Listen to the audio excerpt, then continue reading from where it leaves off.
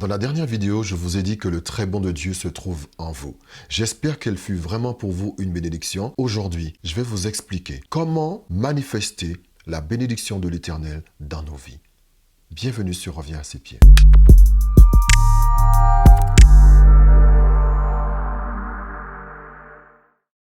Dans notre dernière vidéo, je vous ai libéré cette parole puissante qui est que la bénédiction de l'Éternel qui repose sur vous n'a pas expiré et que le très bon de Dieu se trouve en chacun de vous qui me regardez. Et nous avons posé une question, si la bénédiction de Dieu repose sur ma vie, comment cela se fait-il que je lutte autant dans certains domaines?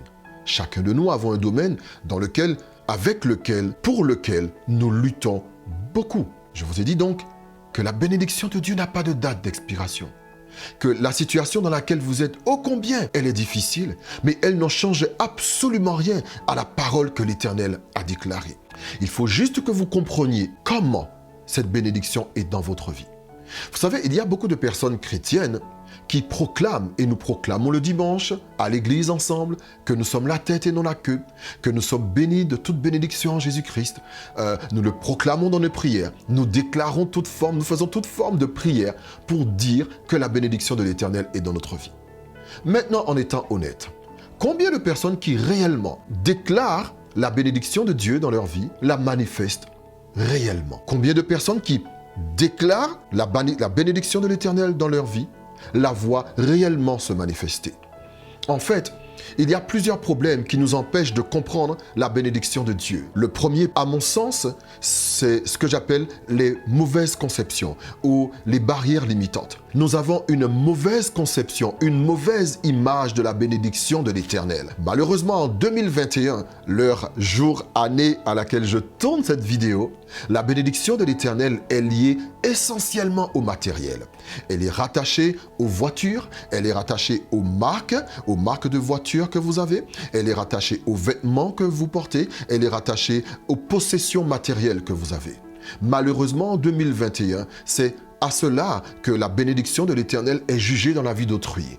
Pour savoir si une personne est bénie, nous regardons tout simplement son apparence et nous pouvons dire « Ah, je vois que tu es béni ». Mais je vais vous dire quelque chose aujourd'hui. La bénédiction de l'Éternel n'a absolument rien à voir avec le matériel. Mais le matériel peut suivre et suivra la bénédiction de l'Éternel manifestée dans votre vie.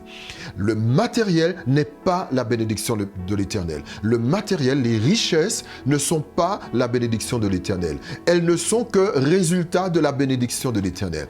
C'est pour cela, et j'espère qu'il y a des jeunes qui regardent ma vidéo aujourd'hui, je veux bien le croire, ne jugez jamais une personne selon son apparence. Ne la surélevez pas et ne la rabaissez pas en fonction de ce que vous voyez. Une personne peut être très bien habillée, mais ne pas être bénie.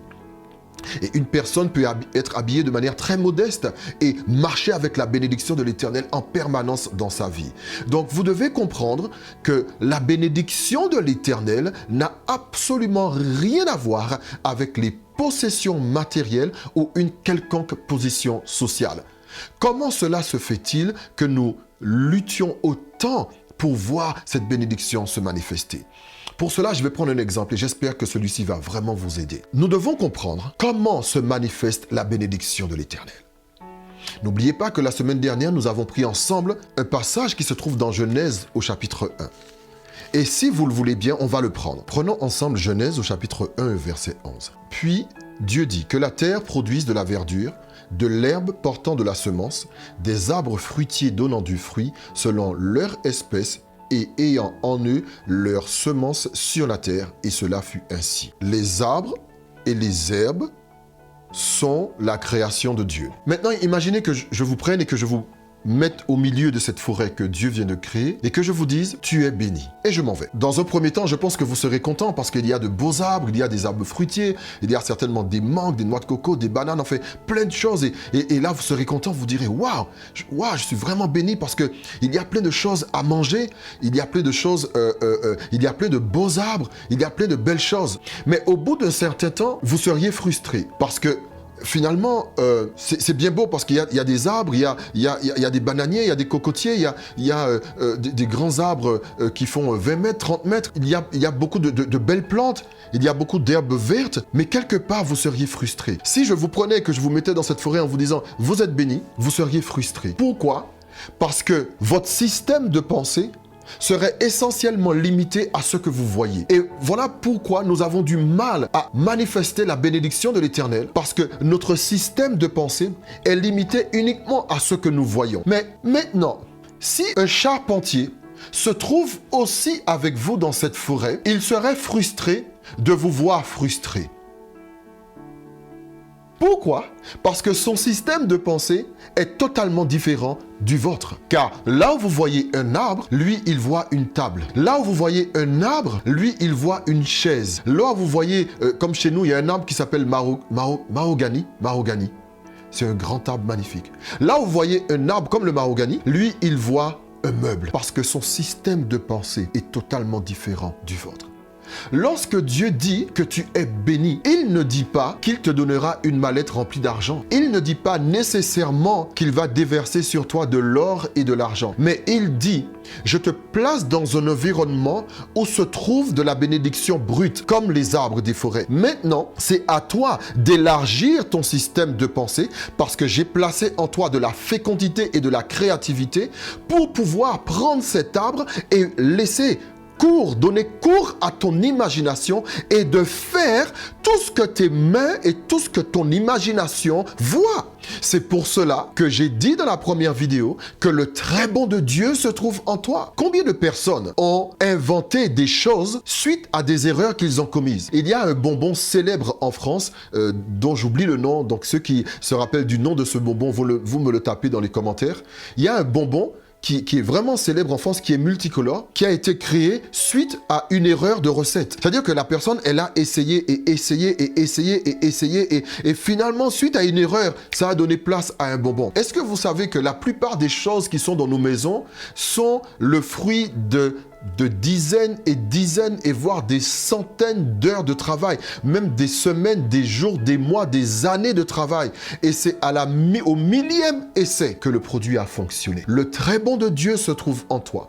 La bénédiction de l'Éternel se trouve en toi. Mais il faut que tu casses cette manière de penser, de croire que quelqu'un viendra nécessairement te donner quelque chose. Ça, c'est une mentalité d'assistanat avec laquelle il faut que tu te sépares carrément. Parce que le Seigneur nous a mis dans un environnement de bénédiction brute. Et en toi, il a mis la deuxième partie qui est la fécondité et la créativité. Lorsque tu prends conscience qu'en toi se trouve suffisamment de semences de fécondité et de créativité, tu n'as plus peur de te trouver dans une forêt. Parce que l'arbre, tu le regarderas différemment. Tu ne le verras pas seulement comme un arbre fruitier, mais tu le verras comme un arbre qui va donner naissance à un produit pharmaceutique. Par exemple, je me rappelle, avant, chez nous en Martinique, il y a des personnes qui, pendant des années, ont vendu un légume qui s'appelle le fruit à pain. Ils ont vendu pendant des années de fruits à pain. Pourquoi? Parce que le système de pensée disait que pour avoir de l'argent, il fallait vendre du fruit à pain.